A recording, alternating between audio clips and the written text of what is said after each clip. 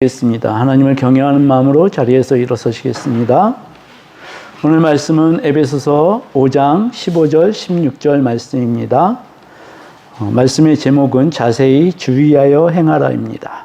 우리 함께 한 목소리로 봉독하시겠습니다. 시작. 그런즉 너희가 어떻게 행할지를 자세히 주의하여 지혜 없는 자같이 하지 말고 오직 지혜 있는 자같이 하여 세월을 아끼라. 때가 악하니라. 아멘. 앉으시겠습니다.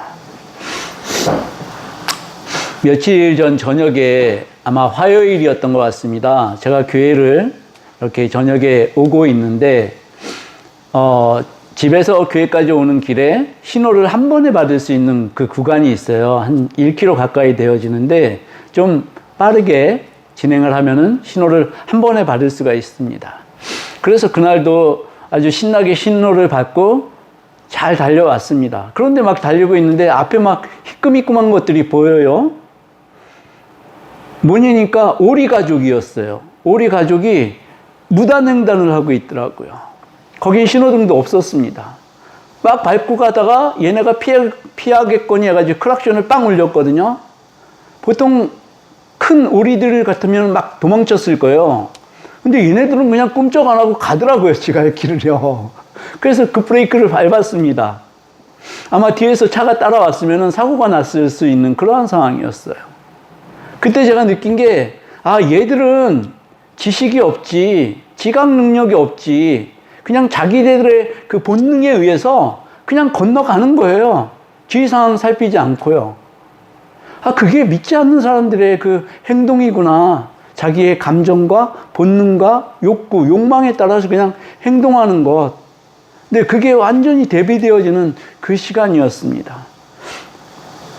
참 하나님께서 여러모로 깨닫게 해주시니 너무너무 감사를 드립니다. 근데 실제적으로 어리석은 사람이 움직이는 근거, 지식이나 생각이나 지혜로 움직이지 않고 또 아무리 많은 지식을 갖고 있는 사람이라도 그 사람들이 어떤 자기 혈기가 나타나는 그 있지 않습니까? 본능. 또 자기 감정에 못 이겨서 이 지식이 본능이나 감정을 이길 수가 없어요.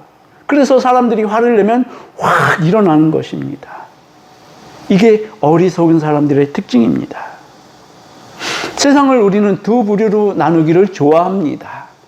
어쩌다 보니까 그렇게 됐습니다. 기독교인과 비기독교인, 하나님의 자녀와 마귀의 자녀, 어둠과 낮, 또 있죠. 지혜로운 사람과 지혜 없는 사람. 네, 우리는 이렇게 나눕니다. 근데 오늘 말씀의 본문에 의하면요, 크리스찬들은 모두 지혜 있는 사람들입니다.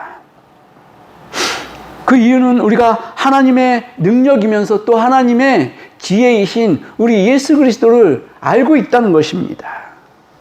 고린도전서 1장 22절에 유대인은 표적을 구하고 헬라인은 지혜를 찾으나 우리는 십자가에 못 박힌 그리스도를 전하니 이 그리스도는 유대인들에게는 꺼리끼는 것이요 이방인에게는 미련한 것이로되 오직 부르심을 받은 자들에게는 유대인이나 헬라인이나 그리스도는 하나님의 능력이요 하나님의 지혜가 됨이니라. 네, 세상에 있는 많은 사람들이 지혜를 구합니다. 그러나 아무리 뛰어난 두뇌의 소유자라도 진정한 지혜에는 닿지 못합니다. 보통 생각을 많이 하는 사람들이 있습니다. 세상이 왜 이렇게 악하지? 자기네들이 보기에도 세상이 악합니다. 그리고 왜 이렇게 비극적인 일이 많이 일어나지? 어떻게 하면 이 세상이 평화롭게 지낼 수 있을까? 여기에 골몰합니다. 사실은요, 예수 그리스도를 믿지 않는 세상의 모든 사람들은 비관론자여야 합니다. 세상이 왜 이렇게 악한지 고민해야 합니다. 어떻게 하면 이 세상을 평화롭게 만들 수 있을까 고민해야 합니다. 그런데 왜 비관론자가 됩니까?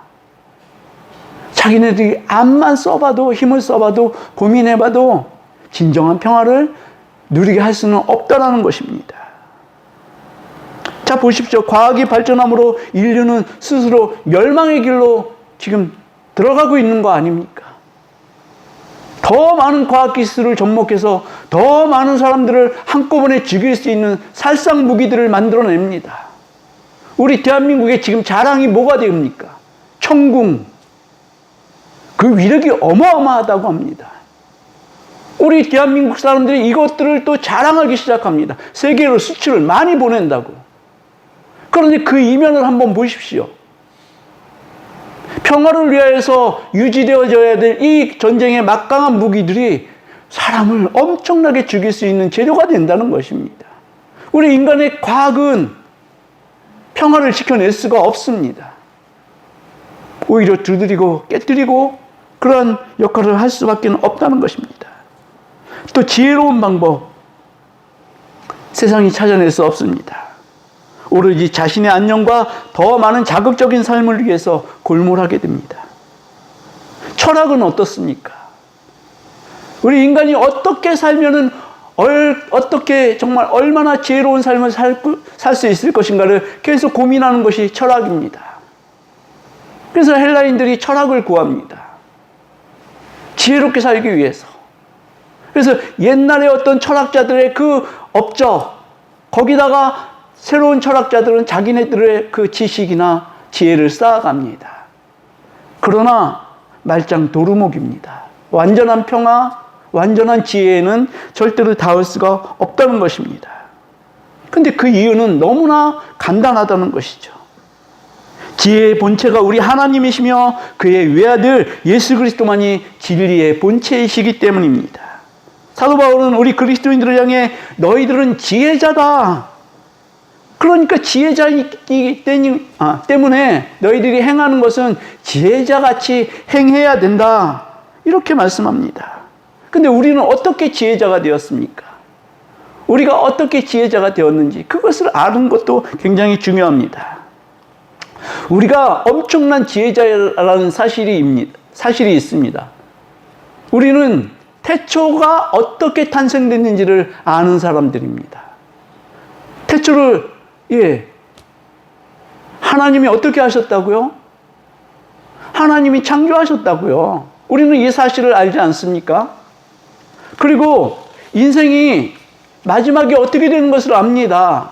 모두 심판대에 선다는 것을 알죠. 그래서 어떤 사람은 구원을 받고 어떤 사람은 하나님 나라에 가고 어떤 사람은 지옥불에 떨어진다는 것입니다. 우리는 이러한 사실을 알고 있습니다. 예수 그리스도께서 다시 오시는데 재림지로 오실 때는 세상을 심판하러 오신다는 것을 우리는 알고 있습니다. 세상은 도무지 알 수 없는 이 지혜입니다. 그렇다면 우리는 이 사실을 어떻게 알게 된 것입니까? 우리 스스로가 알게 된 것입니까? 세 가지로 우리가 이 지혜를 알게 된 그 원인이 있습니다. 첫째, 우리는 예수 그리스도의 은혜에 의해서 지혜의 본체인 예수 그리스도를 우리가 소유하게 하였기 때문에 지혜 있는 자가 된 것입니다. 골로새서 2장 3절을 보니까요, 예수 그리스도 그분 안에는 모든 보화와 지식이 있다, 이렇게 말씀을 합니다. 지혜와 지식의 모든 보화는 우리가 생각하는, 아직도 그렇게 생각한다면 좀 문제가 있지만 세상이 생각하는 그 보화와 완전히 다른 것입니다.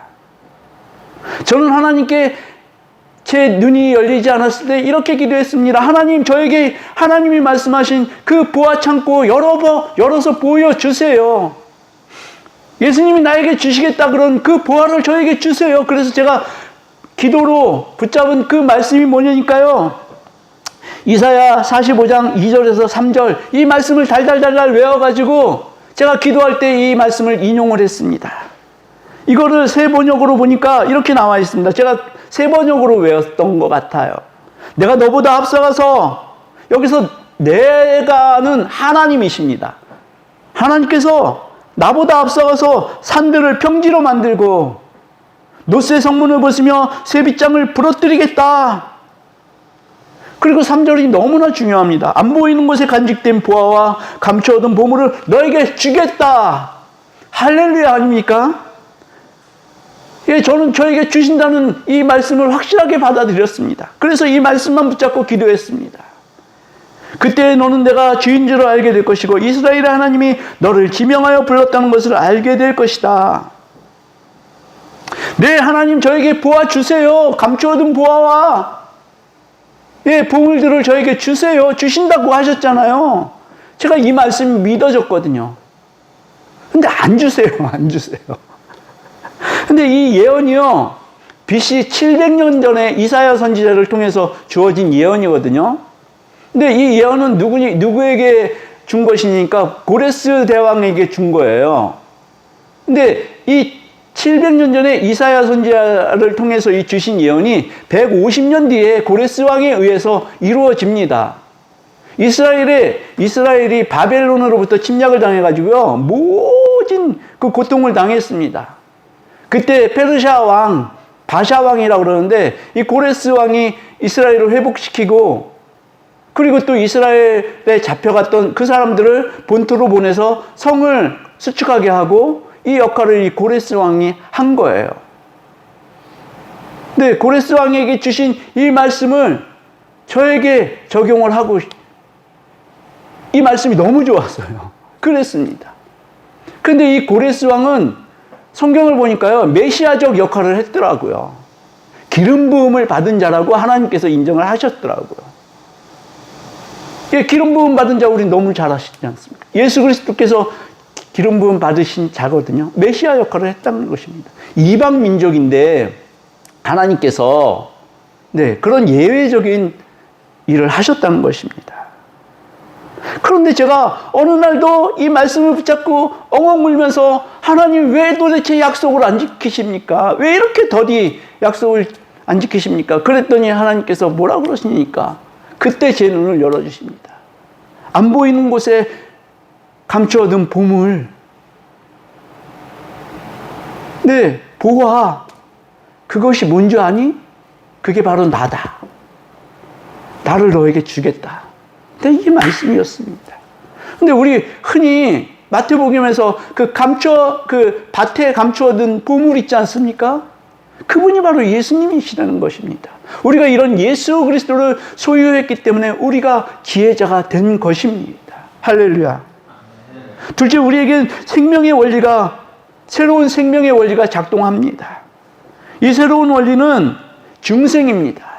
거듭남을 통해 예전에 어두운 세력이 우리를 지배하지 못하게 된 것입니다. 이 중생은 우리가 어둠에 맞설 수 있는 능력이 되는 것입니다.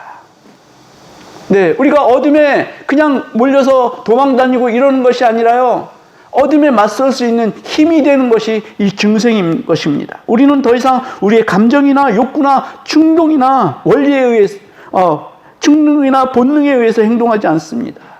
우리가 행동하는 것은 그리스도 안에 있는 새 생명과 새 능력과 새로운 원리에 의해서 우리는 행동하는 것입니다. 새로운 피조물로서 새로운 것으로 우리가 행동하게 되어 있습니다. 그래서 고린도후서 5장 17절 너무나 잘 아는 유명한 말씀이죠. 그런즉 누구든지 그리스도 안에 있으면 새로운 피조물이라, 이전 것은 지나갔으니 보라 새 것이 되었도다. 우리는 완전히 새 것입니다.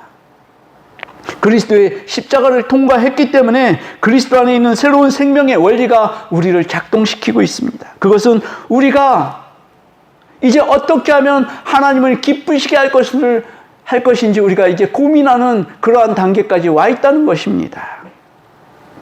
그리고 셋째, 우리가 지혜 있는 자가 된 것은 우리 안에 지혜의 본체인 하나님의 성령이 우리 안에 내주하고 있기 때문에 우리가 지혜자가 된 것입니다.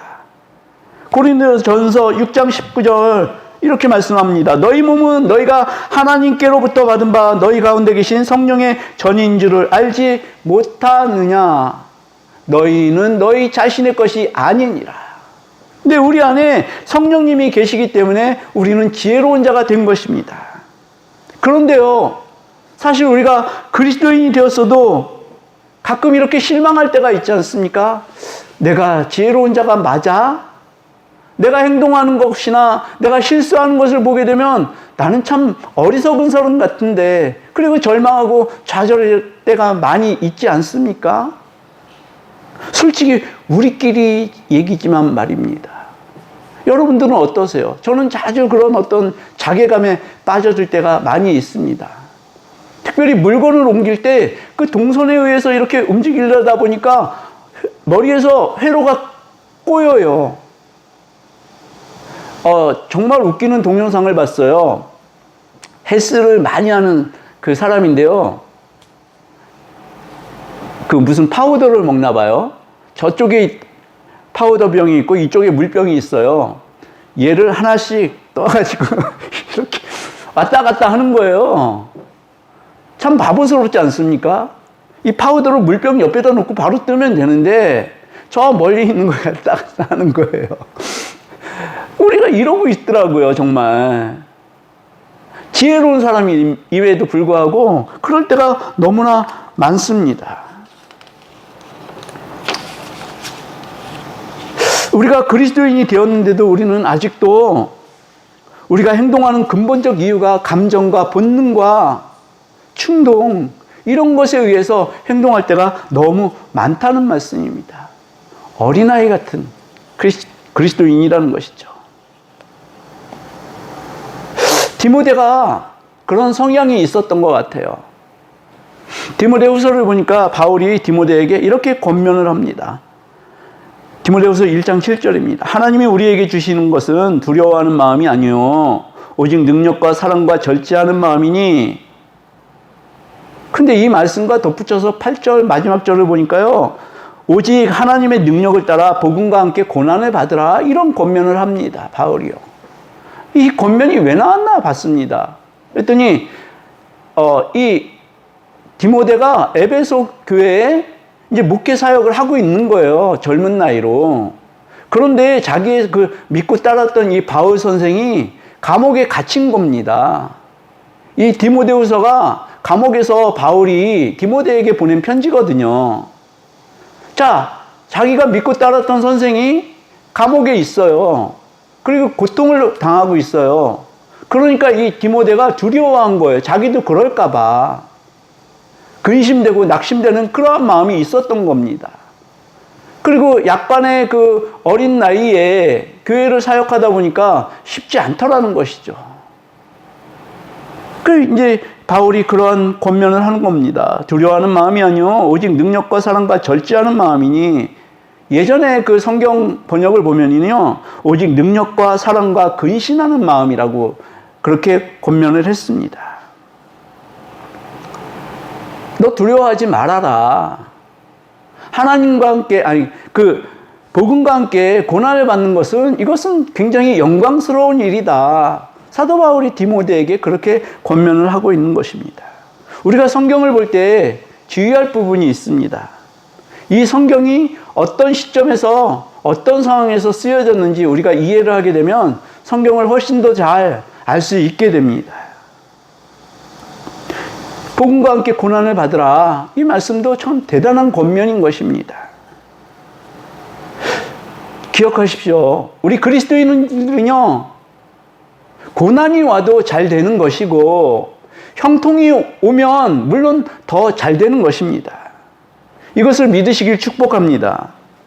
우리가 그리스도 안에 있으면 고난도 유익이 되는 것입니다. 형통한 것은 말할 것도 없죠. 우리는 이것을 항상 믿고 인식해야 합니다. 그래서 시편 기자 119편에 보면은 고난당하는 것이 내게 유익이라. 이 고난으로 말미암아서 내가 주님의 율례들을 배웠다, 이렇게 말씀하지 않습니까? 우리 그리스도인들은 고난을 통해서 하나님의 지혜를 배우게 됩니다. 하나님의 마음을 배우게 됩니다. 야고보 기자는요, 고난을 당할 때 너희가 오히려 기뻐하라, 이렇게까지 말씀을 합니다. 시험을 당할 때 온전히 기쁘게 여기라. 믿음의 시련은 인내를 만들고 인내를 온전히 이루면 모든 것이 다 구비돼서 아무 것에서 부족함이 없을 거야. 야고보 기자가 이렇게 얘기를 합니다.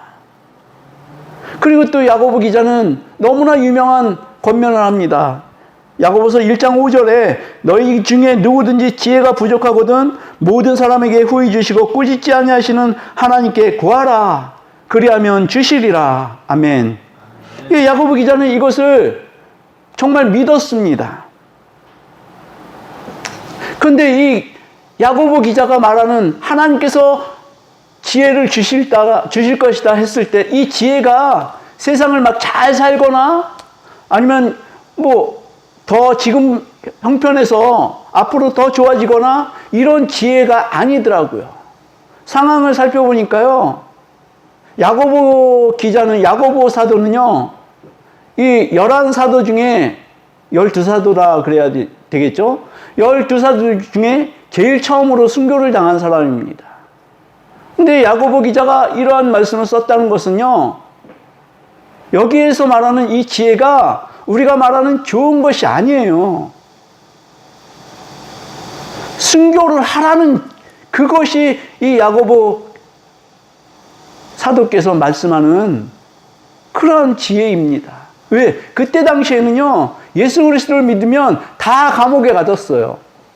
그리고 또 예수 그리스도를 부인하지 않으면 사자에게 밥으로 던져주기도 했습니다. 찢겨 죽이기도 했습니다. 많은 그리스도의 그 영화가 이러한 사실들을 얘기하고 있지 않습니까? 이때 지혜는 너희가 이 상황만 회피하기 위해서 거짓을 말하는 것이 아니라 당당하게 말하여서 네가 그리스도인으로 인정을 받고 순교하여도 그것을 지켜내라. 이것이 하나님께서 후히 주시는 지혜였다는 것입니다. 네, 그때는 그랬습니다. 근데 지금 우리가 여기에 지혜를 적용하려면 그 의미하고는 사뭇 달라진 모습이 됩니다. 지금 우리는 그러한 핍박의 시대에는 살지는 않습니다. 물론 지금 이슬람 지역에서는 아직도 그리스도인들을 불태워 죽이거나 돌멩이로 때려 죽이거나 이런 일들이 있습니다. 그런 분들에게는 야고보서가 말한 이 지혜가 필요합니다. 근데 우리는 지금 그런 상황은 아니지 않습니까? 우리에게 있는 지혜는요, 우리에게 있는 이 지혜는 뭡니까?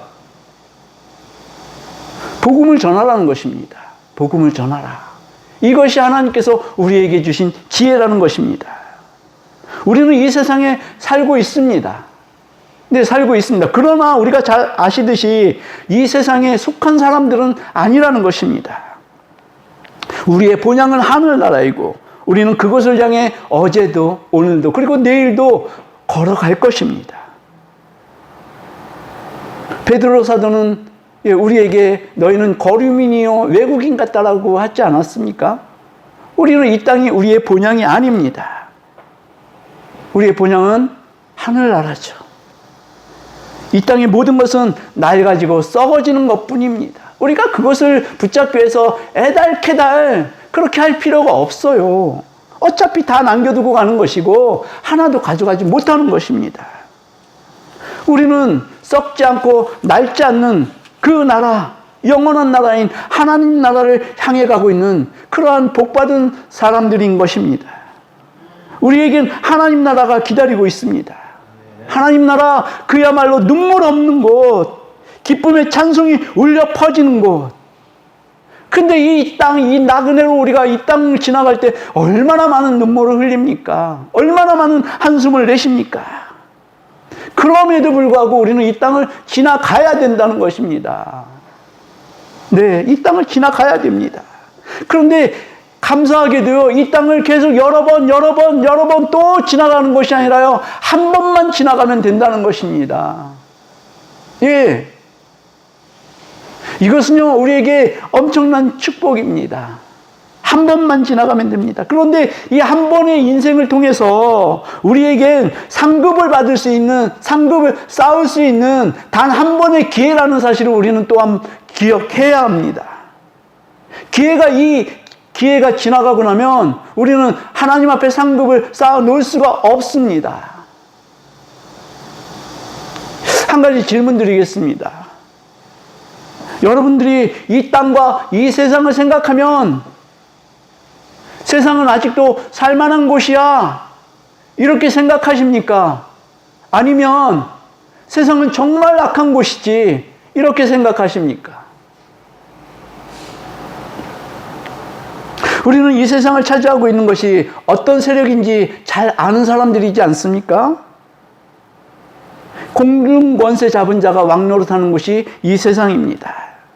이 마귀는 옛부터 우리를 속였고요, 이 마귀의 임무는 단순합니다. 어떻게든지 믿는 자를 넘어뜨리는 것입니다. 심지어 마귀는요, 이 믿는 자를 넘어뜨리기 위해서 너희 기도해, 이렇게까지 종용합니다. 마귀가 기도를 하라고 한다니까요. 근데 마귀의 그 한계가 있습니다. 너희 기도해. 기도만 하고 움직이지 마라. 행동하지 마라. 그것이 마귀가 우리에게 종용하는 것입니다. 기독교인은 어떻게 해야 합니까? 행동하는 기독교인이 되어야 된다는 것입니다. 예수님의 그 명령이 다 나와 있잖아요. 가서 제자 삼아라. 움직여라. 우리는 기도와 행동을 같이 해야 되는 것입니다. 기도하고 거기에만 머물러서는 참으로 기독교가 계속 쪼그러들 수밖에 없겠죠. 가서 전하는. 근데 오늘 사도 바울이 말하는 요점은 이것입니다. 잘 전하기 위해서 우리에게 지혜가 필요하다. 주의 깊게 행동해라. 우리는 지혜가 있지 않습니까? 태초에 하나님이 천지를 창조하신 것도 알고, 사람이 죽으면 하나님의 심판대에 서는 것도 알고, 이런 지혜가 있어요. 그래서 이 지혜가 우리에게 진리로 작동하다 보니까 사람들에게 가서 전할 때도 어떤 태도로 전하게 되니까 아주 고압적인 태도로 전합니다. 아주 건방진 태도로 전합니다. 이게 진리인데 너희들은 왜 못 알아듣냐? 이렇게 꾸준합니다. 그리고 네 귀에 말뚝이라도 박아서 뚫어주고 싶다. 이런 생각들을 하죠. 이렇게 하면 세상과 등진다는 얘기입니다. 우리는 지혜로운 사람은요, 세상을 섬기게끔 예수님께서 말씀하신 그대로입니다. 하나님을 사랑하고 내 이웃을 사랑하라. 지혜롭게 주의 깊게 해야 한다는 것입니다. 세상 사람들은요, 우리가 가서 그렇게 복음을 전해도요, 못 알아들어요. 성령께서 조명해 주시기 전까지는요, 못 알아듣습니다. 억지로 만지시고 타치를 하셔야지만 그 사람의 마음문이 열릴 수 있다는 것입니다. 왜 그렇습니까? 마귀가 그들의 눈을 가렸기 때문에 그렇습니다. 그들의 생각을 앗아갔기 때문에 그렇습니다. 우리는 정말 다가갈 때 주의 깊게 다가가야 합니다. 그들에게 필요한 것이 무엇인지 파악하고 내게 있는 가장 좋은 것으로 섬기기를 다 해야 합니다. 그런데 착각하지 마십시오, 여러분. 내게 있는 가장 좋은 것이 무엇입니까? 돈입니까? 건강입니까? 아닙니다. 내게 있는 가장 좋은 것은 예수 그리스도이십니다. 복음입니다. 그것을 가지고 섬겨 주어야 한다는 것입니다. 내게 있는 돈, 내게 있는 건강, 이거 가지고 섬기는 것이 아니라 예수 그리스도 그분으로 섬겨야 된다는 것입니다. 사도 베드로가 요한과 같이 그 성전 미문에 앉아있는 그 안진뱅이에게 했던 그 식입니다. 금가운은 내게 없어도 된다는 말입니다. 있으면 더 좋겠죠. 그죠? 많이 있으면 좋겠습니다. 그런데 사도 베드로, 요한, 금가운 내게 없다. 그런데 내게 있는 것으로 너에게 줄 것인데 그것이 바로 예수 그리스도의 이름이다. 이렇게 말씀하지 않았습니까? 우리는 우리에게 가장 좋은 것이 무엇인지를 확실히 알아야 합니다. 그분은 바로 예수 그리스도입니다. 우리 안에 있는 복음입니다. 복음을 전해 주어야 한다는 것입니다. 예수님은 이렇게 말씀하셨어요. 너희가 뱀같이 지혜롭고 비둘기같이 순결해라. 이렇게 말씀하셨습니다. 지금 현 시대에 사는 우리들에게도 이 말씀이 적용이 돼야 합니다. 사람들에게 우리가 예수 그리스도를 전해줄 때요, 진리를 전하고 지혜를 전해주지만 사람들은 여기에 동의하지 않습니다. 조롱합니다. 희롱합니다. 너희 하나님이 어디 계셔? 살아계시면 이거 고치라 그래봐. 살아계신 것을 증명해봐. 이렇게 우리를 조롱합니다. 우리가 이것을 견뎌내고요, 인내하고요, 그럼에도 불구하고 그들에게 전하는 것이 이 뱀같이 지혜로운 것입니다. 그런데 전할 때 내 방법대로 하는 것이 아니라 주의 깊게 주의를 돌아보면서 그렇게 전하여야 된다는 것이죠. 제가 아는 한 집사님이 계셔요. 그분이 하루는 말을 전해옵니다. 은행 본점에 근무를 합니다. 뭐 굉장히 큰 은행의 본점에 근무를 해요. 근데 이 회식이 있어서 그 자리에 갔는데 이제 술들을 다 권하겠죠. 근데 이분이 제가 알기로는 굉장한 부잣집의 아들이에요. 거기서 또 그런 얘기를 했다라는 식으로 제가 들었습니다. 네가 이 재산을 물려받으려면 예수 믿는 걸 그만둬. 그랬다는 겁니다. 그러면 어떻게 할까요? 뭐 저 같으면 그만둘 수 있다라고 생각을 하는데 그분은 과감히 그걸 뿌려쳤다는 것이죠. 그 직장에서 또 그런 일이 일어난 겁니다. 네가 예수 믿는다고? 그 다음부터 이 상사들로부터 말할 수 없는 핍박이 온 거예요. 말하자면 인격적인 모독을 한 것이겠죠. 이분은 직장에 출근할 때 새벽 4시에 출근한다 그러더라고요. 그리고는 그 사람 기도할 때 엉엉 울면서 기도합니다. 자기가 사실은 어떻게 보면 그런 취급을 당할 필요가 없거든요. 근데 예수 믿는다는 그 사실 하나 때문에 직장에서 따돌림 당하고 모욕을 당하고 이 사람은 굉장히 힘든 거예요. 그런데 제가 그 사람의 말을 다시 생각해 보면서 아, 이게 비둘기처럼 순결하게 사는 삶이구나. 지키는 삶이구나. 지혜로운 삶이구나. 이런 생각이 들었습니다. 사도 바울은 정말 그 복음을 많이 전했지 않습니까? 근데 이분이 전하는 그 패턴을 보면은요, 똑같지가 않아요. 사도 바울은 베드로가 어떤 그 표면적인 행동을 했을 때 굉장히 많이 뭐라 그랬습니다. 그랬는데 그 아그리빠 왕에게 가서 복음을 전할 때는요, 이 사도 바울이 막 고압적인 자세나 이런 식으로 전하지 않았어요. 아그리빠 왕이요, 내가 당신을 잘 이해하고 있습니다. 당신이 이스라엘의 그 유대의 문화와 습관이나 이런 것들을 잘 알고 있는 것을 내가 알고 있습니다. 그러면서 굉장히 유순하게 이 복음을 전했습니다. 그러니까 각 상황을 살필 수 있는 그러한 은혜, 지혜가 우리에게 필요하다는 것입니다.